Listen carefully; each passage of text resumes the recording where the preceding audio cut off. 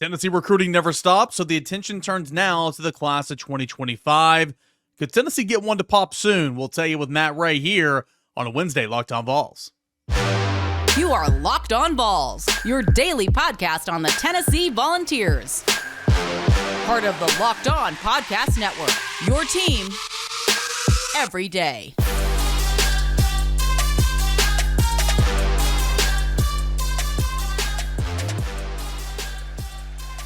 Good Wednesday morning, everybody. Welcome to Locked On Vols. I am your host, Eric Kane. Thanks so much for being here, making Locked On Vols your first listen. Got a whole lot of fun to get into today. We're going to have Matt Ray of Volquest.com on here in just a couple of seconds. We'll get you set for Tennessee and LSU later tonight. And then Josh Ward Wednesday coming up in segment number 3. We'll talk recruiting, tons of recruiting. Some of these names I'm about to mention right now, we'll talk with Matt Ray coming up. But Joakim Dodson, from Colliver High School over in Memphis, Tennessee. Tennessee is very, very high on him. He was on campus just this past weekend. He is set to make an announcement on Saturday, and that's going to come down primarily between Tennessee and Ole Miss, in my opinion. We'll see what Matt has to say about Joakim Dodson and his latest trip to Tennessee. But Joakim Dodson, a 3-star receiver who, in my opinion, is going to soar up the rankings as the cycle kind of continues. Is set to make an announcement on Saturday. And then you got Cam Sparks, an athlete from Baylor School here in Chattanooga, Tennessee, or down in Chattanooga, Tennessee. He is going to have a top 6 released on Thursday. And you would assume, obviously, Tennessee is going to be in that top 6 because Tennessee is very, very high on Cam Sparks and has been for a long time and covets Cam Sparks just like they covet Joakim Dodson. We'll see if both those guys could be 2 of the likely 4 wide receivers Tennessee wants to bring in for the class of 2025. But let me step out of the way. Let me ask Matt Ray some questions. Tennessee had a junior day this past weekend. How did that go? Here's my conversation with Matt Ray of VolQuest.com. Matt, the first junior day there in the month of January got canceled because of inclement weather. So the majority, some still came in, but the majority of those who were going to be on campus couldn't make it. But a good showing here this past weekend on campus for Tennessee. A lot of 25s and some 26s who were in town. Yeah, I think for the most part, Tennessee is not going to suffer too much from, missing that junior day earlier in the year. Obviously, you want to get kids to campus as much as you can, but they'll get a big portion of those guys back early in spring practice and then again in the summer at some point. But this weekend, I think your headliners are Jalen Matthews from New Jersey, a big impressive offensive tackle, just really had good things to say about the visit. It was his first time down to Tennessee. He was able to get family down here with him, and I think the Vols did more than enough to get an official visit and be a real player in his process. I think coming into this, Tennessee had his attention a little bit, but it had primarily focused more around Georgia and Maryland, and he said as much. And the Vols are now certainly a player in this one. And then another offensive tackle, Andrew Babalola from Kansas, just another massive human being and another guy that I think Tennessee impressed him and his family on their first look at Knoxville. Matt, tell me where those two kind of are in the pecking order with the David Sanders, the Josh Pettys, the Juan Gastons, because when we talk about those 5-star caliber offensive tackles that George is going to attract, or that, want to come here and play and block for Nico or whatever the case is, those are the 3 that we always mention first. But Matthews and some of the other guys that you've already mentioned that have been here this past weekend, where are they on that pecking order at offensive tackle? Well, it starts with David Sanders, right? I mean, yeah. There's no doubt about that. And then I think Tennessee covets Juan Gaston as well. I think he's a guy that I think they feel like can play multiple positions, being both tackles, kick inside if he needs to, just because of how athletic he is. I think Tennessee really covets him. I think stock is up for Jalen Matthews. I think that's a guy that you'll see Tennessee prioritize moving forward. And, they like Josh Petty a lot, and they like Andrew Babalola a lot. So that's 5 really good offensive linemen all inside the top 100 of the On3 rankings. Yeah, it's not bad. You talk about broadening your board a little bit. That way, if you miss out on your top 2, you're not sitting there with your tail tucked between your legs saying, what I'm going to do now? Class of 23 offensive tackle, class of 20, well, not really 24, but 23 specifically. Yep. So that's good to kind of, be in on with a number of those guys. Again, like you said, all in the top 100 for on 3. Tell me about those Tennessee in-state guys. Cam Sparks made another repeat visit to Tennessee. You had Ethan Utley, Joakim Dodson has been up here and said a lot of good things. What about that in-state group that was here this past weekend? Yeah, I think for Cameron Sparks, this was again, he was one of the guys on that weekend that got canceled that was supposed to be here. He was really excited for that visit, but with the weather, he just headed south to Auburn, where the weather was a little bit better at the time. And being as close as he is in Chattanooga, Tennessee's able to get him back on campus, and he's still excited about the visit. He was in town for about 4.5 hours, I think. But really productive conversations during that time. First time sitting in the meeting room with Joey Halsley and kind of seeing the usage that he's heard about over the phone and what they've told him about in person before unfold. They see him being able to freelance in the offense and do a variety of things. I think it was a really productive visit for Cam Sparks. I think along the same lines for Joakim Dodson, a guy that I think has been very high on Tennessee as much as they've been high on him. And if you followed along at VolQuest during the contact period, Tennessee prioritized Dodson during the contact period. Missouri's the school that's not going to go away there. They feel as strongly as Tennessee does about him. He's maintained a summer timeline for a decision. We'll see where that goes moving forward, but it feels like those two schools are positioned the best right now. A guy that wasn't here this weekend, but a guy that I get asked about all the time, literally, is wide receiver Caleb Cunningham. What's the latest in Tennessee's pursuit of Caleb Cunningham, knowing that they want to take about 4 guys in this class? They've got 3 in state that they really, really like, and his awesome price, mentioned on the VolQuest podcast, really just means they can kind of swing for the fences for that 4th one, say if you were to get all 3 of those in-state guys.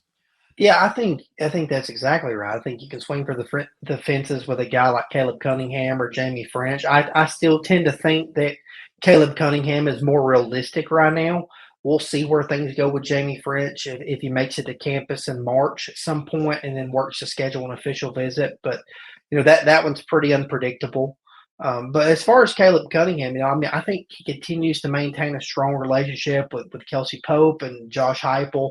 I do think Mississippi State has some momentum right now. That staff came in day one, and they have pushed for Caleb Cunningham. He knows guys on the team there. They were pretty much the whole entire offensive staff was out to watch his basketball game last week. So Mississippi State is pushing hard for Caleb Cunningham. They have some momentum. Even if Caleb Cunningham was to commit to Mississippi State, I have a hard time seeing Caleb Cunningham sign with Mississippi State. That's just my opinion, because I think with his skill set, what he brings, being an above the rim basketball player, a guy that fits and meshes into so many different offenses, I think it's going to be hard pressed for them to hold him, even if they land him, because schools certainly aren't going to quit swinging at him. But he has a strong relationship with George McIntyre, and I would expect him back in town in March. All right, lastly, UNAP going to be on the road this week, bringing plenty of recruiting coverage over at VolQuest.com. So looking forward to that. You're going to be making some stops throughout the Tar Heel states. You're going to be in North Carolina. Where all about are you going to be in North Carolina? And then any other stops in the neighboring states that we should know about? No, we're just we're going to be in Charlotte and in Greensboro. So just those stops, probably 10 to 12 guys, I think. Who are going to be the highlights? Obviously, David Sanders, Leo Delaney, Faison Brandon, 2026 quarterback that was here on campus this week, a guy that I think is the guy at the quarterback position for Tennessee right now in the 2026 class. I think the Vols are really high on Faison Brandon. We'll see him, potentially see a few other big names in the 2026 class, see some important guys on the defensive side of the football in both classes. Good stuff there from my buddy Matt Ray over at VolQuest.com. Go ahead and give him a follow on Twitter and check out his work and all of our work over at VolQuest.com. Hey, we'll get you set for Tennessee and LSU coming up later tonight here in a moment as we roll on with Locked On Vols. I want to tell you about our friends over at Game Time. It's a fast and easy way to buy tickets for all your sports events in your area, but not just sporting events. It's also music, comedy, theater events, all that and more. Plus, all new users get $100 off when they buy a big game tickets with the code Vegas100. That's Vegas100. Killer last minute deals, all in prices, views from your seats, and the best price guarantee. Game Time takes the guesswork out of buying tickets. Last minute tickets, flash deal. You got zone deals as well. You get the lowest price guarantee, event cancellation protection, even job loss protection as well. If you're a procrastinator like me, Game Time app is where you can find your tickets even an hour after the event has started. So I encourage you to take the guesswork out of buying tickets with Game Time. Right now, all Game Time users get $100 off a big game ticket with code Vegas100, but terms apply.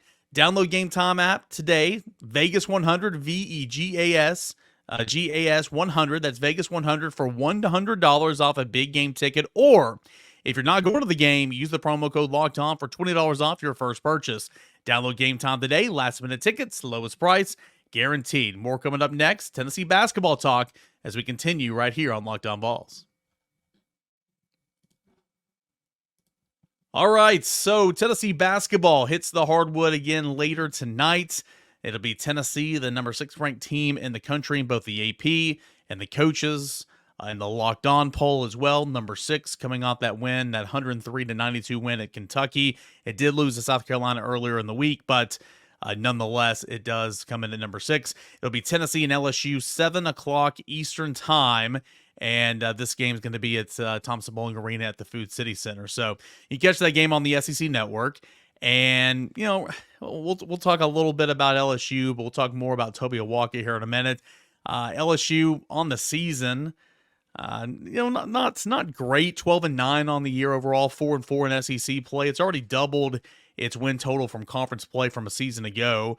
So that's something. But Tennessee's won its last 2 games against LSU, both by about 15 points or so. Actually, I think the number's 14 points. 14 points in each of the past 2 games with those wins. Did drop the prior 4 matchups, including 3. Or it dropped each of the prior 4 matchups, including 3 in a row by at least 12 points. So Tennessee's having success against LSU here lately, but there was a strand where Tennessee was not having success against LSU. 7th time in the last 8 meetings, Tennessee is ranked in this matchup. 3-3 in the last 6 games combined, 2-1 with LSU that was unranked. Let's see. LSU was voted number 13 in the SEC preseason poll, but again, like I said earlier, it's already doubled its win total from conference play from a season ago. Jalen Cook's a guy you need to watch out for. He's a graduate student, and he's a guard. Another guard is Jordan Wright. Both those guys are scoring about 15.5 points, kind of pacing LSU offensively. Wright also leads LSU in assists at 2.8 a game, rebounds as well at 5.2 per game. So those are some of the names to look out for LSU. Of course, we know about Josiah Jordan-James, who had a career-high 26 points. We know about Zakai Ziegler, who had a career-high 26 points and a career-high 13 assists in that win over Kentucky. Well, Dalton Knecht rebound. And we say rebound, no pun intended, right? But Dalton Knecht, I mean, he had 16 points on the road at Kentucky. That's not a horrible game. But will he rebound to being Superman like he was for that stretch, or will he at least get back into scoring in the 20s? 16 points is nothing to, it's not too shabby whatsoever, but it looks kind of difficult for him. Even when he scored 31 against South Carolina, much of that ball game was kind of a struggle for him before he rattled off the Tennessee's last 13 points. That's kind of how he got to the 31-point marker. But who's going to be the guy that sets up offensively? We will see.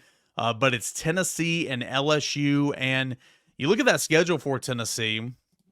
Should have already had it pulled up, excuse me. But you look at the schedule for Tennessee, and it's big time the next 3 weeks, because you need to be stacking up these W's coming up over the next 3 weeks or so, because your last stretch of games is pretty tough. So just finished the game against Kentucky. You're at home against LSU, on the road at College Station at A&M, and then you're on the road at Fayetteville at Arkansas, and Arkansas has been a disappointment this year so far.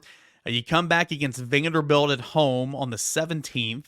Then you play Missouri on the road, and then A&M again. And then the stretch gets pretty tough to end the regular season. You are at home against Auburn on the 28th of February. You're on the road in Tuscaloosa at Alabama on the 2nd of March. You are in Columbia, South Carolina against the Gamecocks on March the 6th. That's a Wednesday. and then back home against Kentucky to finish off the regular season on the 9th of March. So, again, these next 3 weeks, you want to be stacking those W's. LSU, A&M, Arkansas, Vanderbilt, Missouri, and A&M before you end the regular season against Auburn, Alabama, South Carolina, Kentucky before you get into the SEC tournament. Hey, Toby Awaka, along with Rick Barnes, but Toby Awaka met with the media on Tuesday, and here's what he had to say about his little brouhaha moment with Bradshaw at Kentucky and kind of how that sparked him and sparked Tennessee the rest of the way to finish that game. I mean, I thought it was just, competitors being competitors. Definitely gave us a little bit of a spark. But from then on, I just knew I had to do my job, do what I had to do to help my team win. Produce in any way I could. Why were your teammates so fired up to see that out of you the other day? Like I said, it was just a competitive environment. I think that I don't show emotion like that often, but when you're in a competitive environment, emotions can sometimes get the best of you. So, Toby, were you ever really close to making a bad decision?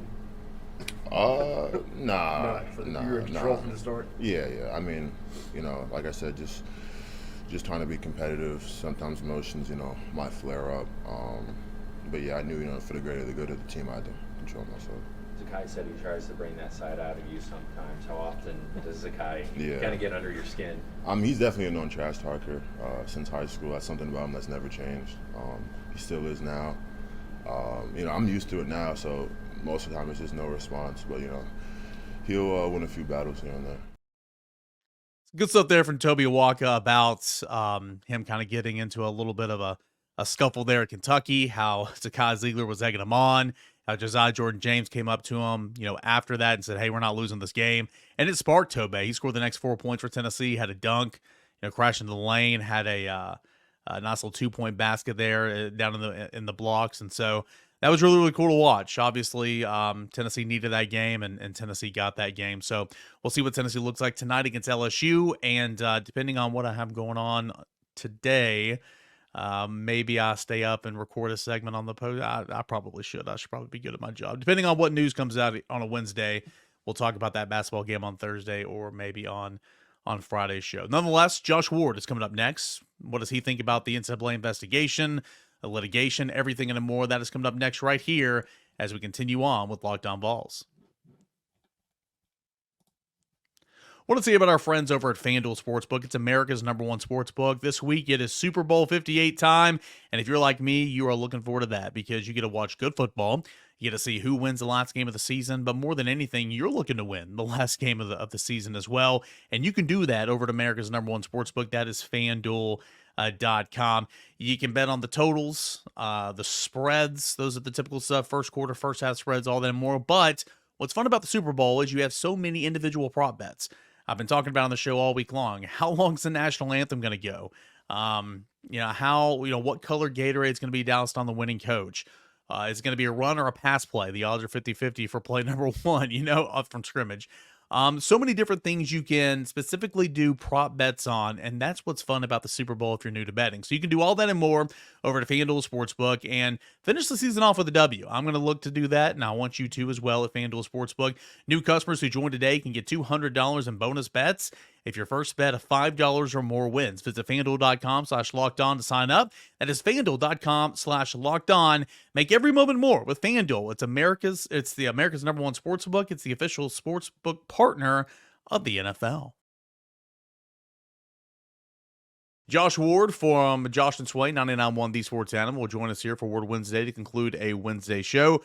Josh, kind of joking off air, man, there's not a whole lot to go on right now. It's kind of that time of the year where it's basketball, but no football. Transfer portal news is out of the way. Mm-hmm. Just from a programming standpoint, not a whole lot to talk about, right? Ho-hum. Quiet season it has been. Yet Tennessee is the content machine king. So we've had plenty to discuss on the radio, everything that we do on Josh and Swain, Locked On Vols right here. The message boards, I know, have been active. So there is no time to sleep when it comes to Tennessee athletics.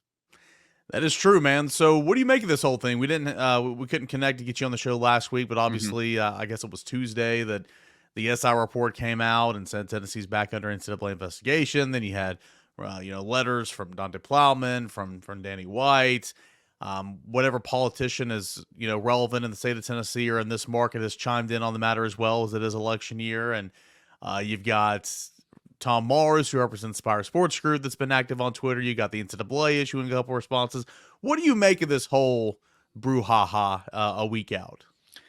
Yeah, Tom Mars fits in with Vol Twitter, doesn't he? He's an active attorney on social media, and he's also a very successful attorney. He's represented pretty much every angle, too. He's represented athletes. He's represented coaches. He has represented the NCAA. Some people may not know that, but Tom has worked for the NCAA, and now he is representing collectives. So I think he's represented pretty much every angle that you can come up with in college sports. But I've also found that Tom Mars is a good attorney to have on your side. So for Spire Sports and Tennessee in this case, I think that is true.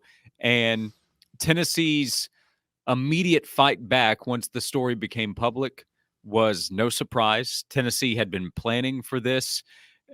You have the leaked information from the NCAA in Knoxville. Word had started to travel that this was going on as well. There's no way to keep this secret. So once an official report comes out, as it did from SI, and then the following reports after that, it was going to go quickly. And man, there were so many chapters to the story in the first 3 to 4 days of it. But Tennessee can't afford to take on any penalties from the NCAA. They're on a probation period. So I don't think Tennessee looked at it and saw any other choice but to fight back.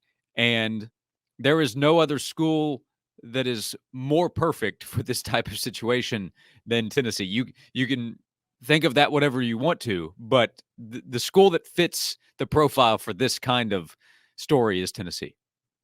Yeah, and at the time of this recording, still no notice of allegations has been sent to Tennessee, formal notice of allegations. And Dante Plowman kind of hinted in her letter that she sent to Charlie Baker of a lack of institutional control, which if that shows up in the notice of allegations, I think that's a big deal. We'll see if it sticks, but that's a big deal because that's what Tennessee got hit with in the prior, the prior investigation, and was able to kind of squirm their way out of it a little bit. And I'm not saying, it might come across as, Tennessee squirmed their way out of it like I'm on the NCAA side. I think the NCAA is just trying to stay relevant right now, and I think pretty much everybody's on Tennessee's side, but I think that would be a big deal. Now, will that notice of allegations hold off until after February 13th court hearing? We'll see. Maybe that would behoove the NCAA to hold off on that. What do you make of no notice of allegation right now? What do you make of the preliminary court hearing in Greenville, Tennessee on February 13th? And what do you think will come of it? Yeah, I'm curious about a timeline. If a notice of allegations is indeed going to come, if this lawsuit now affects whether that will occur. I tried to repeat on Josh and Swain last week that it's not only Tennessee that is caught up in NCAA investigations, inquiries, whatever you want to call them, because we already know about Florida.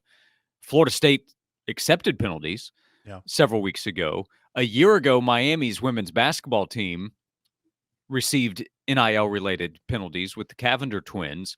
So other schools have already actually finished up their situations with the NCAA, and other schools are being looked into. So Tennessee is the latest. But again, you have the probation situation for Tennessee.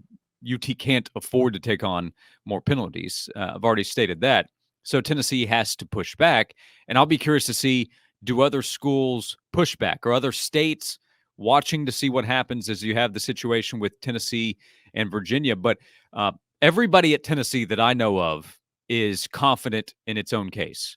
And I think it has reason to be. In the lawsuit, for sure, because I haven't seen the NCAA go to court and have any kind of success recently. So what does that mean long-term with the NCAA? My question last week was this, Eric. When are the actual leaders, the people that are recognized as leaders in college football, so college athletics, going to step up? And we did see the announcement on Friday from the SEC and the Big Ten, their two commissioners, talk about their formation and what they're doing. So what does that mean? Because there are these complaints about the NIL rules as they are right now within the NCAA. Well, at this point, I don't know anybody that's saying, you know what, I'm going to count on the NCAA to lead us here. I don't know anybody that thinks that. So who are the people that are supposed to be doing that? Somebody's got to, right? So the SEC and the Big Ten are the two strongest conferences. I would look to presidents, chancellors, ADs in some cases. I said this on the show before their announcement on Friday, and then it did come out Friday that they're going to put this group together. But we're coming up on 3 years since these rules started to change. So at this point, I'm kind of over hammering on the NCAA. I've been hammering on the NCAA for more than a decade. Yeah, I remember going on, it would have been Sports 180 at the time, saying, your players are eventually going to get paid, right? And we would have people call in and say, no. I was like, well, it's going to happen. I don't know when, but it's going to happen. Well, now we're almost 3 years in this summer since the rules changed. So at this point, what are we talking about the NCAA for in leading that way? Greg Sankey needs to lead. The new Big Ten commissioner, Tony Petitti, needs to lead. The schools need to lead the way, because it's one thing to rail against the NCAA. That's the easy conversation to have. What are you going to do about what the future of college athletics looks like? The actual leaders need to make something happen there. Yeah, it's a good way to think of it. Everybody gets so caught up and just railing on myself included, just railing on the NCAA and saying they're dead. They're just trying to stay relevant. But it's kind of like, what are you going to do to change the problem member institutions? So that's a good way to kind of think of that. In the immediate future, right, the day to day right now, recruiting. This is not something you obviously want to kind of hanging over your program, but I do not think that it's going to have as an effect like it did a couple years ago, whenever Tennessee was in the national spotlight and everybody was on, laughing from the outside. How do you think this changes recruiting for right now? What do you think this means for Tennessee in 2024? Yeah, I don't think that it has a real negative effect. Now, there can be occasions where maybe we don't know. Maybe a family sits down, a recruit and his parents, his family, they sit down and they're considering Tennessee and 2 other high-profile schools. And they might in their living room say, yeah, I don't know what this means with Tennessee. And they weigh that negatively against the Vols. That can happen, and they don't tell us, and we don't know it. But I don't think it's going to be a big deal. I think the George McIntyre commitment a couple of weeks ago is going to help them in recruiting. It only means so much because other schools are going to get quarterbacks too, and prospects aren't going to make decisions just because they got a quarterback. But it's going to help, and it's going to help in state. And Tennessee's program, I still view in a really good light. I think the Vols, from a national standpoint, are much more attractive than 2 or 3 years ago when Tennessee was battling the previous NCAA case involving Jeremy Pruitt. So I think Tennessee should sign a big-time class for 2025. And, of course, there will be the football season. And assuming everything shakes out fine there and Nico's on the field and he stays healthy, I think Tennessee's going to have a really good year, and that will help recruiting as well. Yeah, and even if the NCAA tries to say that Nico would be ineligible or whatever, I mean, Tennessee would appeal it, Tennessee would fight it, and that thing wouldn't be resolved until Nico's out of here. So, I would be stunned right now if he's not on the field to start the season or to play out the season. Same with me. Hey, out the door, Tennessee basketball, pretty big win at Kentucky, Rupp Arena. We've seen all the stats about this is only the second team ever to score this many points since 1997 when someone's wearing a headband and all those ESPN and stats. But bottom line was, hey, Cal doesn't get scored on like that often. Tennessee's one of the few teams that have done it. It's a big win over a top 10 team. Tennessee's offensive efficiency numbers jump back up into about 14 or 15. Huge win for Tennessee against a rival. Yeah, the Vols needed that one for sure based on how the South Carolina game had gone. And it's understandable. It's reasonable to look back at the previous game and say, how did that happen at home against South Carolina? South Carolina is better defensively, physically tougher, and sometimes shots don't go in. And sometimes that can carry over through the team. That's the sport. That applies to everybody. But the way Tennessee responded, the fact that internally they were having the conversations we were on the outside of, okay, some other guys have to step up. It can't be all Dalton. It's funny that Tennessee went to Rupp. Dalton Connect scored 16 points there. That's really good. And it's considered just a ho-hum down performance for Dalton Connect. That's a statement on what he is. But I was very happy for Josiah Jordan-James to see him bounce back the way that he did. Zakai had a rough night against South Carolina. He had a historical game with what he did statistically at Kentucky. So that's a reminder of how good this team is. Kentucky has some questions. There's no doubt about it. But you go hang 100 at Rupp, that's something fans are going to talk about forever. Now they need to keep it going. These next 3 weeks are very manageable for Tennessee. The Vols should go 5-1 at worst. 6-0 is very much on the table. Yeah. And if that happens, Tennessee is very much in an SEC championship position heading into a big final 2 weeks of the regular season. Yeah, that last 2 week stretch that you mentioned. I mean, you got it's Alabama, you've got South Carolina again, you got Kentucky. I mean, you got some heavy hitters there to end the regular season. So these next 3 weeks, you need to be snacking the wins on top of wins on top of wins. Hey, Josh, appreciate the time as always, man. What do you got coming up in the Josh and Swain newsletter on Friday morning that listeners can subscribe to by clicking the link in the bio here? Who knows with Tennessee? Fast forward 48 hours and so much can happen, but it's free. So if you sign up, check out the link or just go to joshandswain.com. We would greatly appreciate it, and we'll continue talking about Tennessee football, the offseason, the fight, and this Tennessee basketball team. It should be a lot of fun for fans over the next month or so. And listen to Josh and VFL Jason Swain on Josh and Swain, noon to 3, 99.1 The Sports Animal on weekdays, and the Sports Monster in the Tri-Cities. Forgot about that. Josh, appreciate it as always, man. Thanks so much. Thanks, Eric. All right, that is Josh Ward to conclude here this Ward Wednesday. Had a good time talking with Matt Ray earlier in the show about the Tennessee recruiting weekend that was, and of course everything that's happening over Tennessee football right now. We'll come back on a Thursday show, give you the latest developments in Tennessee versus the NCAA, get you set, and recap all that was the Tennessee basketball game. All that and more coming up on a Thursday. Locked On Vols.